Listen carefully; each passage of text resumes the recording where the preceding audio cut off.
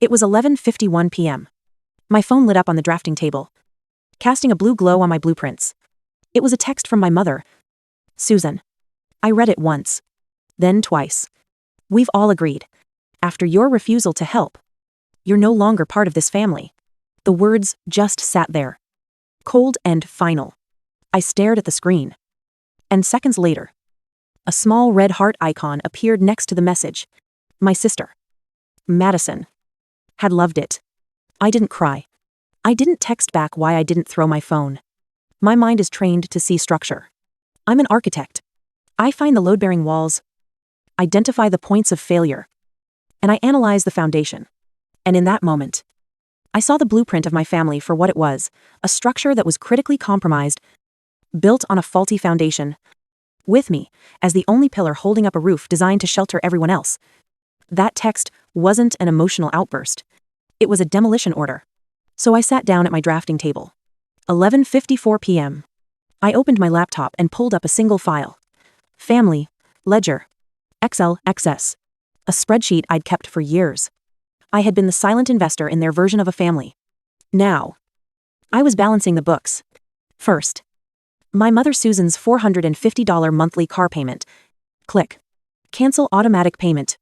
Next, the family phone plan. 5 lines. All under my name. I downgraded 4 of them, my mother's, my father's, my sister's, to the most basic, bare minimum plan. Then I removed myself as the financially responsible party. My father, Robert, his golf club membership, payment method removed, and finally, Madison, the golden child, her $200 a month art supply allowance. Click. Delete recurring transfer. It was 12:03 a.m. In just 12 minutes, I had cut off over $2,000 in monthly support. This wasn't anger. It was accounting. I closed the laptop. The silence in my apartment was total, but it didn't feel lonely. It felt solid. It felt like a foundation. You're probably wondering why I had that spreadsheet in the first place. Because I'm an architect. My entire life is about building things that last, about making sure the structure is sound, and, for years, I'd been trying to build a family. I'd been pouring my time, my money, and my energy into a foundation that, I only just realized, was hopelessly cracked. This wasn't new. This was a pattern. 3 weeks ago. That's when the first major fault line appeared. It was my graduation day. Master of Architecture. The stadium in Austin was hot and loud. A sea of navy blue gowns and thousands of proud, cheering families. I'd worked 6 years for this. I worked 2 jobs. I slept in the university studio. I lived on student loans and sheer ambition. All to finally get that piece of paper. I'd saved 4 premium seats. Front row. Right by the aisle. 4 seats for my mother, Susan. My father, Robert. My sister, Madison. And 1 extra. Just in case. When they called my name, Olivia. Master of Architecture. The applause felt huge. Echoing. I looked right at those 4 seats. They were empty. Just 4 patches of sun-bleached plastic, glaring back at me. A void where my family was supposed to be. I smiled for the photos. I held the diploma. The cardboard roll feeling impossibly light. But the weight of those empty chairs felt crushing. After, my classmate's mom, holding a huge bouquet, found me. Olivia.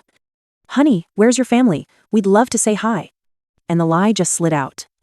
Smooth and practiced from years of use. Oh. They're stuck in traffic. You know Austin. I went back to my apartment. The silence was deafening. I told myself it was fine. They were busy. It was a long drive. Then, 3 days after the ceremony, my phone buzzed. It was my mother. Susan. No. Congratulations. We're so proud. No, sorry, we missed it. Just a single line of text. A command. Olivia. You need that $8,500 by Friday. The deposits for Madison's 21st in Vegas and the send-off party are due.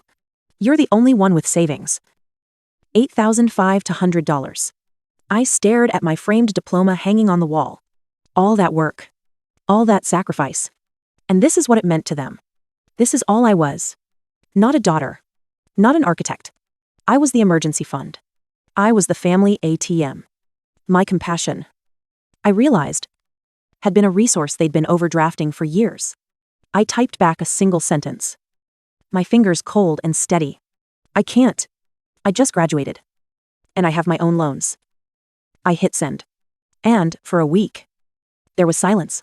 The kind of heavy, loaded silence that comes right before a building collapses. Until 11:51 p.m. last night, when I got that text telling me I was no longer part of the family. My refusal hadn't been a no. It had been a breach of contract. And that deletion text, that was just the penalty clause. They weren't shocked that I'd finally said no. They were shocked that their ATM had suddenly developed a password. I woke up the next morning to the sound of my phone vibrating itself across the nightstand. It looked like a hornet's nest had been kicked. 37 missed calls. A cascade of texts from Susan, Robert, and Madison. The messages were a masterclass in gaslighting. From my mother. Susan, you've created a huge mess. You've embarrassed us. Call us immediately. Followed by another. Do you realize what you've done? Robert is furious. You need to fix this. And from my sister. Madison, you're being so dramatic. Olivia. Mom didn't mean it that way. Just turn the phones back on. Everyone is freaking out. Not a single why are you upset, not one, are you okay? They weren't shocked by what they'd done. They were shocked. I'd finally sent them the bill. I didn't answer a single one. I made coffee. I sat down at my desk, opened my laptop, and started applying for jobs. I was blocking out the noise. Until the noise showed up at my front door. It was a loud, persistent knocking. Not a friendly tap. It was heavy, rhythmic, and official. I muted my music and walked to the door. My heart suddenly tight in my chest. I looked through the peephole. 2 police officers. My blood went cold. I opened the door. Just a crack. Yes, can I help you? The taller officer spoke. His hand on his belt. Ma'am. Are you Olivia? We're here for a wellness check. What I'm fine. His eyes were professional. But tired. We received a call from your mother. Susan. She said you were unstable and threatening to destroy family property. Said she was worried for your safety. I almost laughed. It wasn't just a lie, it was a weapon. She couldn't control me with money. So, she was trying to control me with a false report. Trying to paint me as crazy. I took a slow breath. This wasn't a family drama. This was a tactical move. And I would respond in kind. Officers. Please. Come in. I opened the door wide. They stepped into my spotless Austin apartment. The morning light was streaming in Anyways. Coffee mug on the desk. My laptop open to a job application. My framed Master's in Architecture diploma hung perfectly level on the wall. My thesis blueprints were rolled neatly in a basket. I gestured to my life. Does this look unstable to you? I'm an architect. I don't destroy property. I build it. The officers looked around. Their expressions softening. They saw the truth in about 10 seconds. The taller one sighed. Ma'am. You're clearly fine. I'm sorry we bothered you. You're not the ones who bothered me. I said. My voice cold and precise. My mother is. Thank you for your time. Officers, I'll be sure to get a copy of this report. They nodded, understanding exactly what I meant. When they left, I closed the door and leaned against it. The fury wasn't hot anymore. It was clinical. My mother hadn't just crossed a line, she had tried to burn down the entire site. And she'd just handed me the matches. That false police report was a tactical error on her part. It was a structural miscalculation. My mother. Susan? I thought she was pushing me into a corner. What she actually did was give me a copy of the blueprints to her own flimsy, combustible little house. This was no longer a family dispute. It was an attack. And you don't respond to an attack with emotion. You respond with a structural assessment. I didn't call her back. I didn't call my father. I didn't send angry texts. I hung up the official police report, complete with its case number, right next to my diploma. It was a different kind of certification. Then, I picked up the phone, but I didn't call my mother. I called my friend from college. She used to help me study for structural engineering. Now, she was an attorney. I laid it out for her. Not as a daughter, but as a client. I described the architecture of the problem, the long-term financial relationship, The family, ledger. XLSX file. The $8,500 demand. The 11:51 p.m. deletion text. And now? The false police report. She was quiet for a moment. Then she said, Olivia. This is harassment. We can send a cease and desist right now. I appreciated the speed. But I needed precision. No. I said, looking at the police report on my wall. Not yet. A cease and desist is a warning. She's past warnings. That police call. It was an escalation. It means she's desperate. And desperate people don't just stop. They've already done something else. My lawyer was silent. I could feel her thinking. She called them. I continued. My voice cold and clear. To paint me as unstable. That's a legal strategy. She's trying to discredit me as a witness too. Something. What something? That's what we're going to find out. I said. This isn't a family problem anymore. This is an audit. After she weaponized the police. I'm not just defending. I'm investigating. I want to pull my full credit report. Right now. With you on the line? I wasn't just checking my score. I was inspecting the foundation. And I knew, with the certainty of an architect reading a bad blueprint, that I was about to find a rot that went all the way to the ground. My lawyer was on the video call. Her face in a small box on my screen. Okay. Olivia. She said. The portal is open. Let's see what's in there. I clicked View Full Report. The page loaded. And I felt the air leave my lungs. It wasn't one thing. It was everything. My God. My lawyer said. I just stared. My blood turning to ice. It wasn't just the $8,500. That was just the text message. The reality was so much worse. Active accounts. I read. My voice flat. Clinical. 1. Chase Sapphire. Opened 30 days ago. Limit $15,000. Current balance $14,800. 2. American Express Platinum.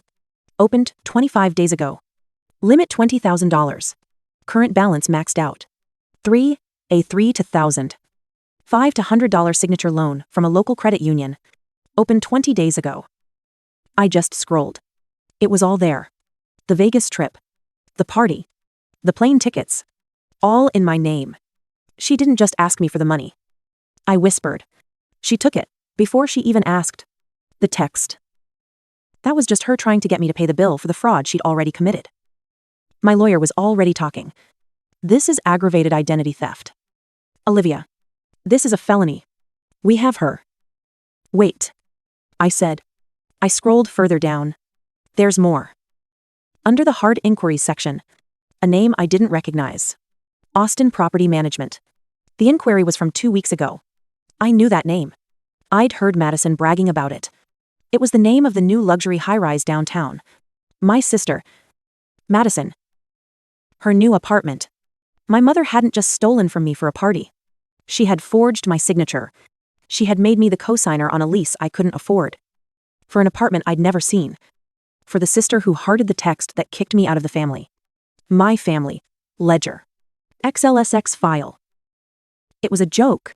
I had been tracking what I gave. I never, ever thought to track what they took.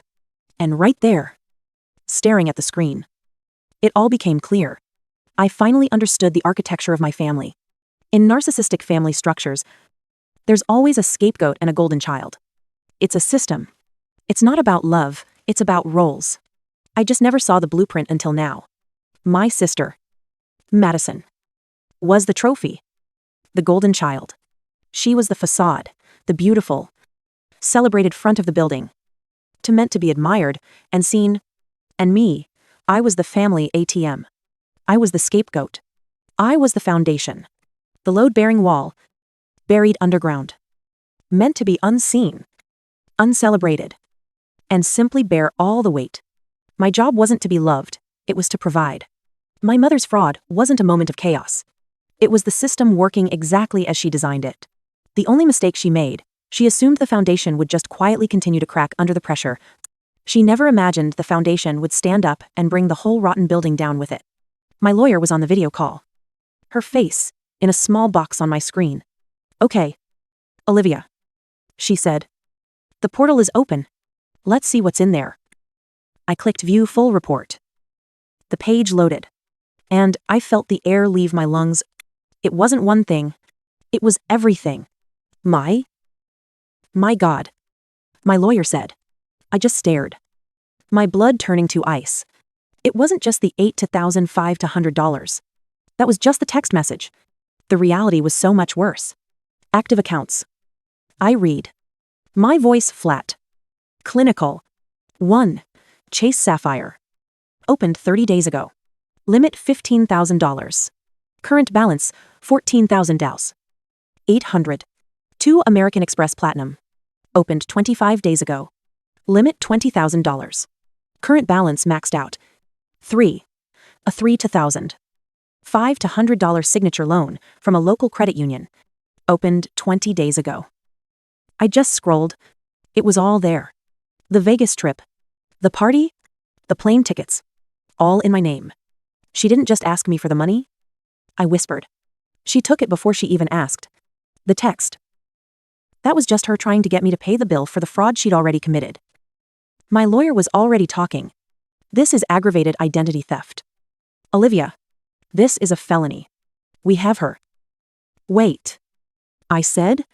I scrolled further down. There's more. Under the hard inquiries section. A name I didn't recognize. Austin Property Management. The inquiry was from 2 weeks ago. I knew that name. I'd heard Madison bragging about it. It was the name of the new luxury high-rise downtown. My sister. Madison. Her new apartment. My mother hadn't just stolen from me for a party. She had forged my signature. She had made me the cosigner on a lease I couldn't afford. For an apartment I'd never seen. For the sister who hearted the text that kicked me out of the family. My family ledger. XLSX file. It was a joke. I had been tracking what I gave. I never, ever thought to track what they took. And right there, staring at the screen, it all became clear. I finally understood the architecture of my family. In narcissistic family structures, there's always a scapegoat and a golden child. It's a system. It's not about love, it's about roles. I just never saw the blueprint until now. My sister, Madison, was the trophy. The golden child. She was the facade, the beautiful, celebrated front of the building. Meant to be admired and seen. And me, I was the family ATM. I was the scapegoat. I was the foundation. The load-bearing wall. Buried underground. Meant to be unseen. Uncelebrated. And simply bear all the weight. My job wasn't to be loved, it was to provide. My mother's fraud wasn't a moment of chaos. It was the system working exactly as she designed it. The only mistake she made, she assumed the foundation would just quietly continue to crack under the pressure. She never imagined the foundation would stand up and bring the whole rotten building down with it. I didn't get angry. I got organized. The next 24 hours were not emotional. They were procedural. I took that cold, clinical fury, and I turned it into a project plan. This wasn't a family drama anymore. It was an audit. And I am a very, very good architect. First, I filed a police report for aggravated identity theft, referencing the case number from my mother's wellness check to establish a pattern of harassment. Second, I spent 3 hours on a conference call with the fraud departments of American Express and Chase. I wasn't a hysterical daughter. I was a victim of a crime. Providing evidence, I sent them the credit report. I sent them the police report. I explained the cosigner forgery on the apartment. Third, I walked into the local credit union and sat down with the branch manager. I showed him the $3,500 signature loan I had never signed for. The system I had always paid into was now, finally, working for me. The accounts were frozen. The fraud investigations were escalated. The night of Madison's 21st birthday send-off party arrived. The big celebration before her lavish, stolen trip to Vegas. I was in my apartment, listening to classical music, when the pounding started on my door. Not the official knock of the police. This was a frantic, desperate, animal sound. I looked through the peephole. It was my mother. Susan. Her hair was a mess. Her eyes were red and wild. The mask of the perfectly put-together suburban mom had cracked clean in two. I opened the door, but kept the security chain on. Olivia, she shrieked, her voice cracking. You have to stop this. You have to call them. I just looked at her. Call who? Susan. The banks. American Express. They called me. They're asking about the Vegas trip. They froze the accounts. The caterer for tonight, their payment was declined. She was actually crying. But not tears of remorse. These were tears of rage. Tears of a failed project manager. You have to call them right now. She hissed, grabbing the door. Tell them you forgot. Tell them you gave me permission. Tell them it was a mistake. It wasn't a mistake, I said. My voice was so quiet, it cut right through her panic. It was a crime. You committed fraud. I did this for your sister, she screamed. You are destroying this family. You're destroying Madison's life over a few dollars. A few dollars. $38,500. To be exact. Plus a forged lease agreement that would have ruined my future. I looked at her. This woman, who had tried to have me declared unstable just 24 hours earlier. The bank fraud agents were very thorough. I said, my voice, as calm as the music playing in my apartment. They were very interested in all the evidence. They asked me if I knew where the fraudulent cards might be tonight. Or if I knew where the proceeds of the fraud were being celebrated. Susan's face, already pale, went completely white. The blood just drained away. She finally understood. What? What did you tell them? I'm an architect. Mom, I'm all about precision and detail. I told them the exact time and location. 8 p.m. The Austin City Club. Ballroom C. I even forwarded them the e-invitation. The one you didn't send me? She stared at me, her mouth opening, but no sound coming out. You should go, I said. You're going to be late for your party. I closed the door. I slid the new deadbolt into place. The click was the most satisfying sound I have ever heard. And across town, at the Austin City Club, the party was in full swing.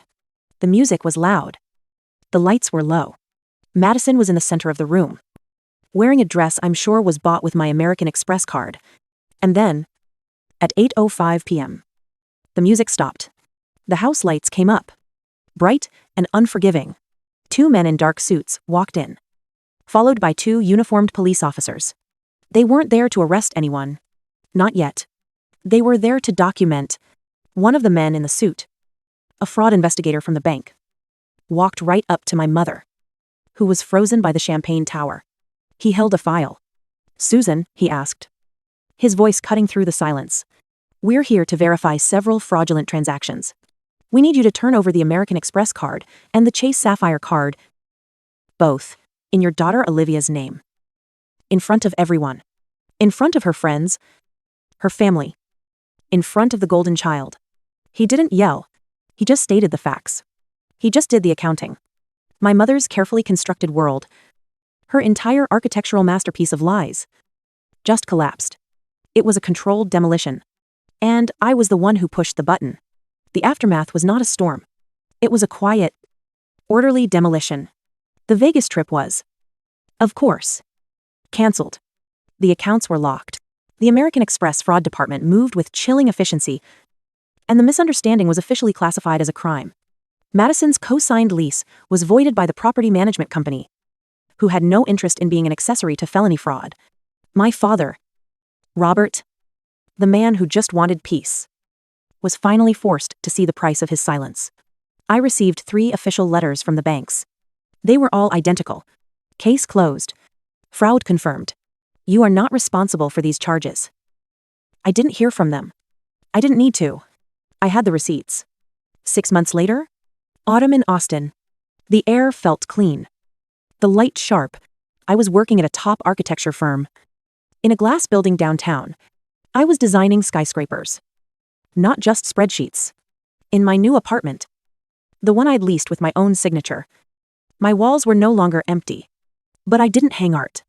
I hung 3 framed items, side by side, like a triptych of my liberation. First, my master's in architecture diploma. Second, the locksmith's receipt for my new deadbolt. And third, the first blueprint I'd ever designed that was actually being built. Proof of effort. Proof of protection. Proof of creation.